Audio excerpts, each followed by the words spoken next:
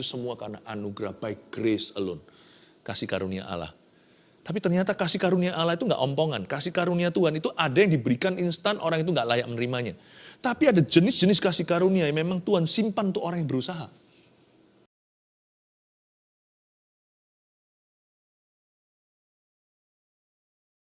Adalah berkat dalam hidup kami.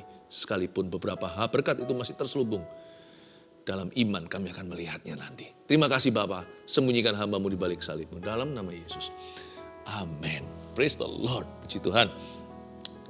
Saya beberapa waktu ini sempat ketemu dengan beberapa keluarga saat teduh. Dan beberapa juga memberitahu kepada saya kalau STB ini ditonton di mancanegara kan. Jadi ada juga yang perbedaan waktu, sampai ada yang belan-belani. Misalnya di Australia, dibelanin untuk tidur siang dulu. Supaya nanti pukul 11 malam live-nya ikut sini, perbedaan waktu, zona benua, akhirnya supaya bisa menyaksikan bersama-sama sampai tengah malam. I appreciate you so much. Setiap Anda, sangat-sangat kami hargai. Udah berapa tahun bersama, kita semakin akrab dengan Tuhan. Saya juga mau dorong Anda untuk bisa subscribe yang belum bergabung dengan channel ini supaya kami terus bisa memberkatimu ya. Siapa tahu nanti suatu saat teduh onsite-nya, waktu live-nya itu diadakan di luar negeri juga. Nanti kita salah satu kota tersebut nanti sesuai tuntunan Tuhan. Sekarang kita belajar firman dulu. Hari ini saya mau bahas tentang berkat yang terselubung. Ulangan pasal 28 ayat 6-10, berkat yang terselubung. Banyak orang itu salah paham sama berkat. Sebenarnya berkat itu nggak jahat. Saya tergerak minggu ini untuk membawa Anda masuk ke seri berkat. Sekarang hari Rabu, nanti besok, next saat teduh hari Sabtu saya lanjutkan. Hari ini berkat yang terselubung, nanti saya akan tetap jabarkan lagi gimana berkat hidup jikalau kita tidak punya berhala di hati. Leluasannya berkat Tuhan itu tak terhingga. Tapi sekarang kita lihat dulu, blessing in disguise itu apa? Ada berkat-berkat tertentu itu disembunyikan dalam kedekatan dengan Allah. Kita nggak bisa lihat itu berkat sampai kita dekat. Dekat sama Tuhan maksudnya. Seperti harta karun yang tersembunyi. Ada berkat yang memang harus terlebih dahulu kita diurapi untuk bisa melihatnya. Ini berkat Allah. Berkat itu ada. Jangan anti atau alergi. Selama kita hidup dalam hadirat Allah, dalam perkenanan Tuhan, hidup dalam kebenaran, apapun yang Tuhan izinkan dalam hidup kita itu berkat. Sebagian yang Tuhan izinkan itu nggak nyaman, nggak enak, misalnya ujian iman. Jadi kita harus punya mentalitas berkat, bukan cari berkat itu materi seperti banyak orang alergi, bukan. Jangan trauma dulu. Daripada kita melihat Tuhan lalu curiga dan berkata, Tuhan jahat. No, saya kalau lihat Tuhan karena saya punya iman, apapun yang dari Tuhan, baik yang baik maupun yang nggak enak, yang enak maupun yang nggak enak, yang baik maupun yang nampaknya buruk sekarang, baik itu sifatnya upah atau itu mungkin ujian, apapun yang Tuhan izinkan, saya nggak taruh curiga sama Tuhan. My God is the source of all my blessings. Tuhan saya adalah sumber segala berkat saya. Berkat kami itu dari Dia. Jadi apapun yang Tuhan izinkan, I take it as a blessing. Saya ambil itu mentah-mentah sebagai berkat Tuhan, lalu saya minta hikmat Tuhan. Ya, mari kita bermental berkat demikian. Kita menghargai Sang Pemberinya. Semua yang baik sempurna itu datang dari atas.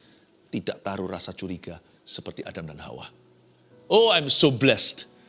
You are blessed too. Kita semua diberkati. Kalau Anda ada bersama dengan orang lain di satu ruangan, atau Anda menonton bersama, katakan kepada orang kiri kanannya, God bless you.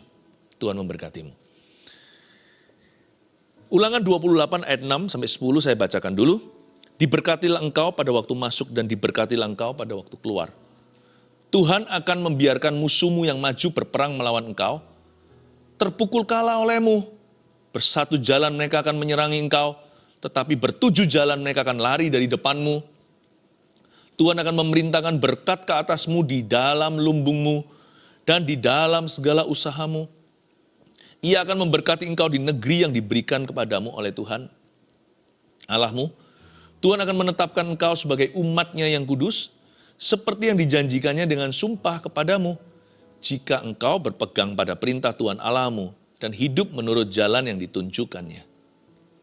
Maka segala bangsa di bumi akan melihat bahwa nama Tuhan telah disebut atasmu dan mereka akan takut kepadamu. Coba lihat ayat 6 dulu. Diberkatilah engkau pada waktu masuk dan diberkatilah engkau pada waktu keluar. Belajar hati-hati dan peka dan jeli dalam hadirat Allah. Dalam hidup ini perjalanan. Namanya perjalanan hidup. Jangan sampai kita itu cepat-cepat menilai sesuatu apa yang tampak mata di depan. Karena waktu kita masuk, kita tidak lihat berkat yang keluar. Bukan keluar itu hilang maksudnya. Ya, keluar masuk lalu lalangnya berkat itu seringkali kita luput. Waktu kita masuk, pandangan kita ke dalam ruangan. Padahal Tuhan juga memberkati jalan keluarnya. Dalam Tuhan itu, berkat itu selalu berdatangan. Ya, selalu lewat entrance, selalu lewat exit. Diberkatilah engkau pada waktu masuk, diberkatilah engkau pada waktu keluar. Tidak hanya satu dimensi, blessing is not flat. Ada berkat untuk masuknya, ada berkat untuk keluar. Misalnya, orang yang benar dalam Tuhan, orang benar maksudnya. Misalkan kalau dia pindah kota, ada berkat yang dia tinggalkan, tapi ada berkat yang akan dia songsong di kota baru. Pekerjaan baru, misalnya kalau lulus wisuda, Tuhan tidak pernah memberi kita berkat itu cuma satu arah. Keluar masuk kita diberkati. Berarti waktu kita lalu lalang di dalam dunia berkat Allah, pasti ada yang luput pandangan. Itulah sebabnya give room, kasih ruangan. Kasih ruang atau berikan ruangan untuk kita bisa mendapatkan berkat yang terselubung. Not everything is obvious today, not every blessing. Tidak semua berkat itu sekarang jelas sekali. Kasih ruang, kasih tempat agar Allah bekerja di dalam misteri. Dalam apa yang terselubung sekarang itu jangan cepat kecewa sama Tuhan. Blessing in disguise, apa yang tidak nampak mata, jangan cepat-cepat hakimi Bapa Sorgawi. Ada banyak berkat yang masih dikunci tersembunyi. Tapi kalau kita setia sama Tuhan, kalau kita percaya, suatu saat akan diwahyukan sama Tuhan. Ternyata selama ini yang kita kira, ini pencobaan lah, kita kira ini tulah lah. Ternyata ada berkat di belakangnya. Di balik setiap pintu yang tertutup, tanpa saya sadari, kalau saya beriman, untung saya tidak meninggalkan Tuhan. Pintu itu tertutup satu, waktu saya noleh ke kanan atau ke kiri, ada 10 pintu lain terbuka. Kalau pintu itu tidak tertutup, saya tidak akan mencari pintu berikutnya yang terbuka. Ternyata pintu berikutnya yang terbuka itu lebih hebat, lebih dahsyat daripada pintu awal yang saya targetkan. Paham maksud saya? Jangan pernah menilai berkatmu hari ini. Berimanlah pada Tuhan, bahwa Tuhan itu sumber segala berkat kita. Jangan lekas kecewa, jangan mudah putus asa, patah semangat buat apa. Diberkatilah engkau pada waktu masuk, dan diberkatilah engkau pada waktu keluar. Tuhan akan membiarkan musuhmu yang maju berperang melawan engkau terpukul kalah olehmu. Tunggu dulu. Waktu baca Alkitab nggak boleh kita hanya baca. Coba kita kadang-kadang berhenti di kata tertentu untuk renungkan apa yang barusan kita bacakan. Tuhan akan membiarkan musuhmu yang maju berperang melawan engkau terpukul kalah olehmu. Enak kan? Tunggu, coba dipenggal. Slow down dulu. Tuhan akan membiarkan musuhmu. Wah, nggak enak ini. Pernahkah Anda merasa kenapa Tuhan izinkan? Seolah-olah Tuhan biarkan musuh saya maju. Berperang melawan saya. Ini yang namanya berkat terselubung. Jangan cepat-cepat lempar handuk putih di ronde 1. Ronde baru pertama, tong, ronde 2. Kita lihat kenapa musuhku di atas angin. Kenapa musuhku beria-ria atas aku? Seolah-olah Tuhan membiarkan, karena ayatnya juga Tuhan akan membiarkan musuhmu yang maju berperang melawan engkau. Sebelum mereka terpukul kalah oleh kita pada akhirnya, atau sebelum pada akhirnya kita menang, seperti awal mulanya seolah-olah Tuhan membiarkan musuh kita maju berperang dulu lawan kita. Nggak takut apa? Kalau mereka itu bersatu jalan serang kita, meskipun nanti pada akhirnya mereka bertujuh jalan lari tunggang langgang. Tapi sebelum ronde berikutnya waktu kita menang, ronde pertama itu yang berdebar, itu yang deg-degan. Bersatu jalan loh, mereka menyerang kita. Kalau bangsa Israel perang raja-raja dulu, itu raja-raja biasanya berkoalisi. Moab, Ammon, Filistin, orang-orang Kanaan, Yebus, orang-orang semua nama-nama raja-raja kota Kanaan tersebut. Mereka berkumpul jadi satu. Wah, ngeri itu. Coba bayangkan jumlah mereka itu seperti pasir di tepi pantai. Bangsa Israel itu hanyalah suatu umat yang jumlahnya kecil. Tapi kalau Tuhan izinkan berarti ada kemenangan besar. Asal jangan karena dosa kita. Asal jangan karena pemberontakan kita. Bagaimana dunia bisa tahu Allah Israel itu besar sekali? Ya memang harus diizinkan sekali-kali namanya peperangan besar melawan mereka. Harus diizinkan Goliat yang jauh lebih besar untuk menekan mereka. Bagaimana orang tahu kalau pada Daud ada Tuhan? Kalau Daud berantem dengan orang-orang sama size-nya. Tapi waktu Daud harus menghadapi Goliat yang 3 meter tingginya, orang tahu itu bukan karena si bocah sakti, tapi karena ada Allah Israel di baliknya. We want to know, kita mau tahu Yehovah Jireh, Allah yang menyediakan. Bagaimana kita tahu mengalami Allah yang menyediakan kalau kita tidak terlebih dahulu diizinkan mengalami sebuah atau suatu kekurangan. Atau pas-pasan, atau was-was, hati ini was-wasan. Persis jatuh temponya, aduh dari mana, tiba-tiba bisa on time segala sesuatu indah pada waktunya. Tepat pada waktunya itu kan gak boleh terlalu dini, gak boleh terlalu telat. Tidak boleh early, tidak boleh too late. Harus tepat waktunya. Jadi itu bisa kadang-kadang Tuhan izinkan kita itu tidak dapat jaminan sampai pada waktunya.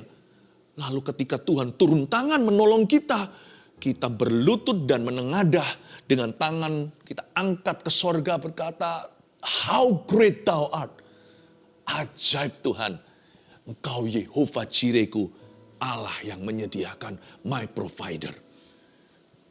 Kita seringkali berkata, aku mau mengenal Tuhan, aku mau mengenal Tuhan, aku mau mengenal bahwa Engkau adalah Allah yang menyediakan. Tapi ketika diizinkan kekurangan, kita marah sama Tuhan.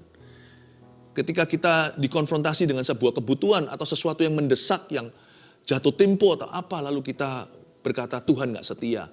Jangan cepat-cepat kita itu menuduh baru di ronde 1. Ronde 2-nya nanti itu loh, kita melihat bahwa musuh terpukul kalah oleh kita. Bagaimana kita bisa mengenal Yehovah Rafa, Allah penyembuh.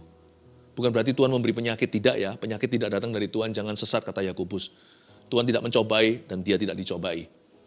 Segala yang baik sempurna datang dari Bapa, Bapa segala terang. Tapi kalau Tuhan izinkan kita mengalami sakit penyakit, saya jadi ingat cerita tentang Yesus menyembuhkan seseorang di kitab Injil itu tercatat. Lalu ada yang tanya muridnya, siapa yang berdosa ya? Kenapa orang ini begini? Kenapa orang ini buta? Kenapa orang ini cacat begini? Apakah papanya, mamanya atau apa? Bukan. Yesus berkata, tapi supaya kemuliaan Allah dinyatakan atasnya. Wow, lalu orang itu melihat, lalu orang itu mengalami mujizat. Pernah sekali juga pada waktu akhirnya mati, semua orang menangis-nangis, Yesus suruh mereka keluar. Tinggalkan dengan keluarganya, Tuhan berkata dia hanya tidur. Bagaimana orang bisa tahu Yesus kebangkitan kalau tidak ada yang mati dulu dan Tuhan membangkitkannya kemudian.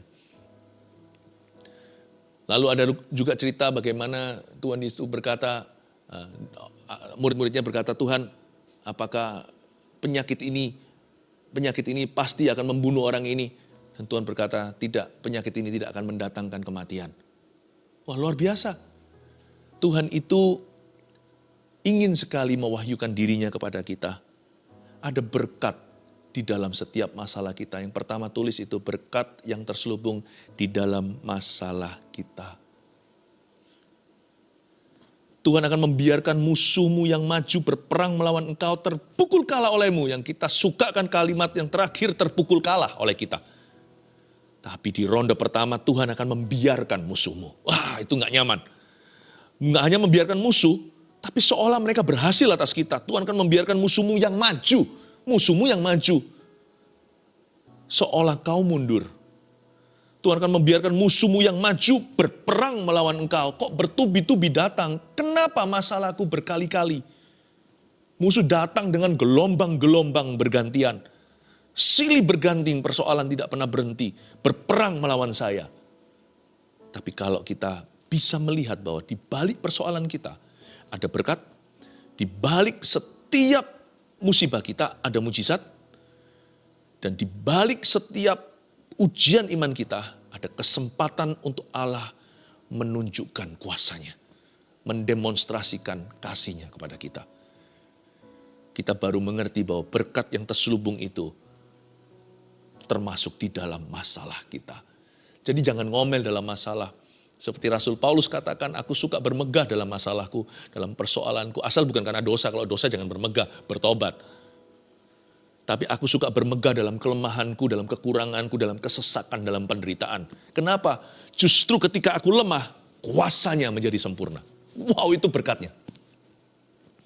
So, Paulus berkata gini, saya volunteer kalau gitu, saya suka rela di dalam masalah saya. Asal bukan saya yang cari masalah, asal bukan saya cari gara-gara, asal masalah saya bukanlah masalah yang tertimpa atas saya akibat kebodohan saya. Tapi kalau saya hidup normal, lumrah, lalu tiba-tiba ada masalah, ya namanya manusia. Tapi saya adalah manusia yang kenal Kristus. Dan saya tahu bahwa ini adalah kesempatan. This is a God-given opportunity. Ini adalah kesempatan ilahi untuk saya menggandeng Tuhan dan mengalami kemenangan. Ayat 8. Tuhan akan memerintahkan berkat ke atasmu di dalam lumbungmu dan di dalam segala usahamu. Ia akan memberkati engkau di negeri yang diberikan kepadamu oleh Tuhan Allahmu. Ayat 8a dulu. Nanti kita akan dapat poin kedua dari sini. Tuhan akan memerintahkan berkat ke atasmu. Oh, senang kita. Kita dapat berkat. Ya Tuhan, give me the blessing. Tapi dibaca lanjut. Ternyata Tuhan perintahkan berkat ke atasmu itu dikoleksinya di dalam lumbungmu dan di dalam segala usahamu. Yes, I bless you. But now you cannot have the blessing yet. Loh, ya aku memberkatimu, tapi kamu tidak bisa dapat berkat ini dulu. Loh, gimana sih Tuhan kasih kok aku belum boleh dapat? Kok aku belum boleh mengambilnya? Belum. Ya, Tuhan itu seperti orang tua. Orang tua kan sudah simpankan mungkin harta warisan untuk anak. Bukan berarti anak itu masih SD sudah bisa cairkan. Dia harus sekolah dulu. Dia harus bisa tanggung jawab dalam perkara-perkara kecil, studi. Mungkin sudah disiapkan. Contohnya, jikalau ada usaha yang suatu hari akan diteruskan oleh mereka, udah kira-kira kelihatan blueprintnya. Tapi anak itu belum lagi kuliah, masih SMA. Tunggu dulu. Kamu bisa, ini milikmu, tapi belum punyamu. Kamu harus tunjukkan dulu lumbung dan usahamu. Seperti ditaruh Tuhan di trust fund. Disimpan sampai akhir balik tuh anak. Kita jangan marah kalau kita, mana berkatnya, mana katanya kau berkati aku. Loh kok jalanku masih susah harus bayar harga. Yang kedua, berkat yang terselubung di dalam usaha manusia. Jangan takut untuk kerja keras. Jangan takut untuk banting tulang, jangan takut untuk bayar harga, jangan takut untuk study hard. Ada berkat itu yang diperoleh instan, ada berkat yang diberikan Tuhan, dicairkan pelan-pelan seperti deposito begitu. Tapi itu sudah ada, utuhnya itu sudah ada dalam perbendaharaan Allah. Bukankah Efesus berkata gini di pasal pertama, segala berkat itu ada di alam rohani, di sorga bersama dengan Kristus, yang berkat untuk kita. Sudah ada. Nggak perlu ditambah, Yesus berkata sudah selesai. Every blessing you need, you will need in the future. Setiap berkat yang Anda rasa Anda perlukan atau yang sungguh perlukan atau hanya perasaan. Dan berkat-berkat yang kemudian hari Anda akan butuhkan, semua itu sudah ada dalam Kristus. In Christ, Allahku akan mencukupkan dalam kekayaan kemuliaannya di dalam Kristus Yesus Tuhan. Itu bukan berkat materi aja, segala sesuatu, semua yang akan membuat hidup kita penuh. Everything ada di situ. Burukan English ya, English yang patah-patah, English yang salah. Kalau orang Indonesia bilang gitu, everything have. Orang Singapura ya, kalau dia pernah berkata everything have. Semua ada. Ya, semua sudah disimpan dalam hadirat Allah. Cuma nggak dicairkan. Sebab ada berkat yang memang diselubungkan dalam usahamu. Jadi Anda harus berusaha dulu. Dan kalau kita melangkah dengan iman baru kelihatan. Lihat itu 12 rasul. Mereka kan di atas perahu. Tapi sebelum mereka berusaha step out of the boat atau melangkah keluar dari perahunya, padahal di depan itu badai topan. Badai topan itu. Dan itu semua lagi angin riuh, angin ribut, ombaknya nggak keruan, server aja tenggelam. Pada waktu itu dari semua murid-muridnya, yang diberkati hanya yang berusaha. Siapa yang berusaha? Petrus yang melangkah keluar. Dia yang jalan di atas air. Percuma Tuhan berkata sama yang 11 yang lainnya, kamu akan jalan di atas air. Mereka berkata, amin Tuhan, amin, amin. Iman tanpa perbuatan, ya sami mawon, sama aja. Sama dengan mati iman itu. Kalau semua berkata amin, amin, tapi tidak berbuat sesuatu, ya nggak terjadi apa-apa. Hanya satu yang berkata amin, lalu dia mulai berusaha. Waktu dia mulai berusaha langkah pertama, jalan di atas air. Langkah kedua dia jalan. Tuhan itu menyertai usahanya. Menyertai langkahnya. Lalu buktinya pada waktu dia mulai goyah alias mulai bimbang dan ragu, tenggelam kan? Tapi dalam tenggelam pun ada rescue. Jesus was to the rescue. Yesus menolong dia, mengangkat dia sekalipun dengan teguran kasih. Di mana imanmu? Kenapa kecil sekali imanmu? Kenapa kamu ragu?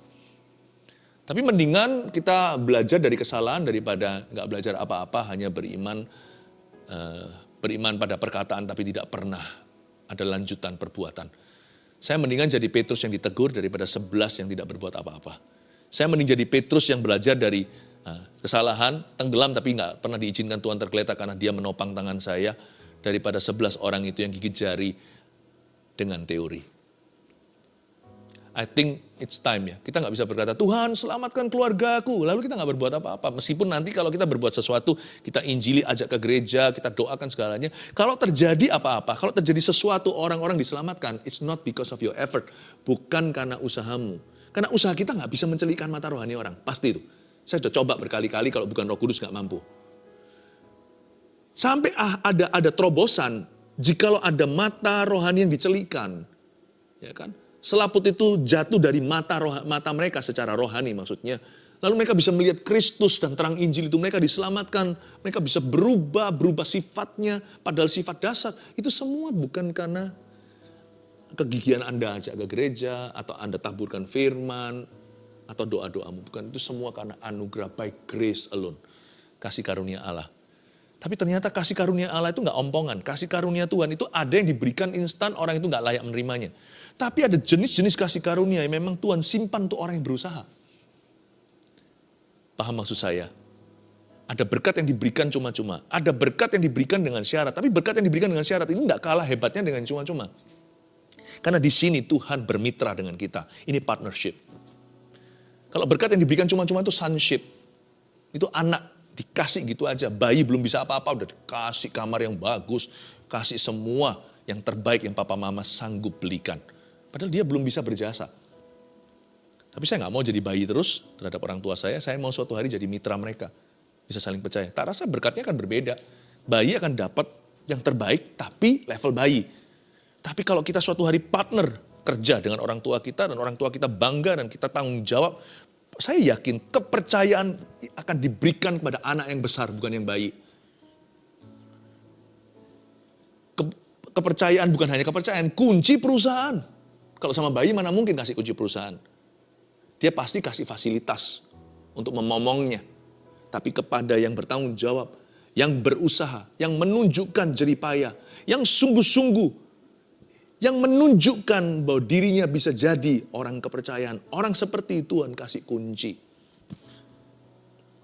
Jadi mari kita pahami dulu bahwa berkat yang terselubung itu dalam usaha kita. Saya kok merasa ada di antara Anda yang keluarga saat itu yang sebentar lagi akan pergi jauh. Berlayar kayak atau kemana. Pokoknya jauh kerjanya dari keluarga. Dan memang bukan pilihan. Kalau Anda bisa milih mungkin tidak pilih pekerjaan ini. Tapi memang pekerjaan ini yang memilihmu. Dan Anda tidak punya banyak pilihan, Anda perlu menyambung kehidupan. Izinkan saya mengatakan ini bukan dari idealnya, saya berdoa supaya Anda suatu saat menemukan pekerjaan yang Anda nggak usah pisah-pisah dengan keluarga. Tapi saya merasa sekarang ini appropriate, di timing sekarang ini, waktu ini saya rasa ini rema. Go with God's blessing. Pergi dengan berkat Kristus. Jangan berzina, jangan jadi orang yang salah. Janganlah berdiri di jalan orang berdosa, jangan ikuti sedap-sedapan mereka. But go, kalau itu mencari nafkah. Tuhan akan menyertaimu, harimu akan terasa lebih singkat, baik dirimu yang meninggalkan keluarga atau keluarga yang harus ditinggalkan, karena Anda berlayar atau kemana. Kalau Anda pergi jauh situ, biar Tuhan memberkatimu, pulang membawa penghidupan lebih dari cukup, jarang sakit keluargamu, dan supaya nanti anak-anak Anda bertumbuh tidak kekurangan figur, tapi akan ada masa-masa yang hilang itu akan ditebus oleh Tuhan dengan cara Tuhan sendiri yang ajaib. Saya percaya berkat nafkah yang Anda bawa pulang ke rumah itu nanti akan menjadi berkat seluruh keluargamu. Oh haleluya, go, pergi. Saya rasa seperti Roh Kudus mengatakan ini. Di tengah-tengah khotbah saya ada profesi, ada nubuatan. Go, pergi. Dalam nama Yesus cepat kembali, sehat-sehat pulangnya. Haleluya. Ada juga yang mau operasi. Anda ragu, Pastor Philip kalau bisa doakan Tuhan supaya beritahu operasi atau enggak. Enggak apa-apa. Kalau memang itu adalah prosedur medis yang harus dilalui. Go with God's blessing. Nanti kalau ada mujizat ya, bukan karena Anda itu melawan arus medis. Enggak, saya itu percaya Tuhan itu pakai apalagi anak-anak Tuhan di dunia medis. Dokter-dokter, perawat-perawat, banyaknya tuh anak Tuhan. Mereka juga diberkati profesi mereka. Jadi kalau Anda memang harus telusuri lewat jalur prosedur yang alamiah, lakukan itu dengan iman. Nanti ya, imanmu itu bisa berubah demikian rupa. Iman yang sama ke Tuhan. Tiba-tiba di meja nanti, meja dokter terakhir sebelum cek-cek, sebelum operasi berapa minggu depan, dokter berkata, loh, mana ini? Mana ini? Dicari barangnya nggak ada, dicari penyakitnya nggak ada. Dia berkata, nggak perlu operasi, Tuhan luputkan dari meja operasi. Bukan karena Anda beriman pada mujizat, tapi Anda beriman pada Tuhan sang pemberi berkat. Operasi atau nggak operasi, sembuh dalam nama Yesus saya berdoa untuk Anda hari ini. Tapi juga sebagian kan akan diluputkan Tuhan dari meja operasi sebagai kesaksian hidup bagi dirimu, keluarga, dan juga bagi tenaga dokter yang sedang menangani Anda. Oh haleluya. Sebab berkat Tuhan juga terselubung ada di dalam usaha kita. Usaha manusia. Gak semua mujizat itu instan, tapi berkat itu diberikan sama Tuhan. 3. Kita baca dulu sekarang ayatnya ya. Ayat 8, Tuhan akan memerintahkan berkat ke atasmu di dalam lumbungmu dan di dalam segala usahamu. Ia akan memberkati engkau di negeri yang diberikan kepadamu oleh Tuhan Allahmu. Lihat lagi, ia akan memberkati engkau. Nah sekarang kita semua tahu, tapi tunggu dulu. Ia akan memberkati engkau di negeri yang diberikan kepadamu oleh Tuhan. Tahu nggak? Sungai Kerit, Tuhan itu tidak mengutus Gagak ke Elia. Iya sih, tapi nggak sepenuhnya betul. Tuhan itu utus Gagak ke Sungai Kerit. Elia harus pergi ke sana untuk mengkoleksi berkatnya. Memang untuk Elia peruntukannya. Tapi Tuhan kirim ke sungai tertentu. Lah kalau Elia pergi ke Bengawan Solo, nggak akan ketemu. Kalau yang di Jawa Timur di Sungai Brantas, nggak akan ada roti di situ dari gagak-gagak Tuhan. Tuhan nggak bisa diatur begitu. Tuhan berkata, aku akan memberkati engkau. Iya, di negeri. Tuhan yang pilih. Di negeri yang diberikan kepadamu oleh Tuhan. Jangan jadi orang lain sebab tidak ada berkatmu di sana. Di negeri yang diberikan kepadamu oleh Tuhan. Kenali panggilanmu. Karena itu orang yang suka iri, suka mengingini ya dosa 10 perintah Allah yang ke-10. Mengingini, coveting segalanya itu nggak akan pernah diberkati sama Tuhan. Dia hanya iri hati aja. Yang ketiga, tulis berkat yang terselubung dalam kehendak Allah. Anda dan saya harus tanya, rajin-rajin tanya, ini kehendak Tuhan enggak? Ini kehendak Tuhan enggak? Ya. Apa yang sejahtera itu kehendak Tuhan? Apa yang tanggung jawab itu kehendak Allah? Di Sungai Kerit, Elia harus mengambil rotinya. Jadi bukan di sungai terserah dia, apa maunya. Ia memberkati engkau hanya di negeri yang diberikan kepadamu oleh Tuhan. Kenapa Ishak diberkati? Karena Abraham berjalan dalam kehendak Allah. Ishak diminta aja dikasihkan. Hanya terakhirnya ditahan sama malaikat. Jangan sampai pisaumu kena ke tubuhnya. Makanya Ishak diberkati. Bukan karena Tuhan itu pilih kasih kepada orang Yahudi tertentu. Bukan, karena mereka nurut kehendak Allah. Allah tidak pernah berjanji memberkati kehendakmu.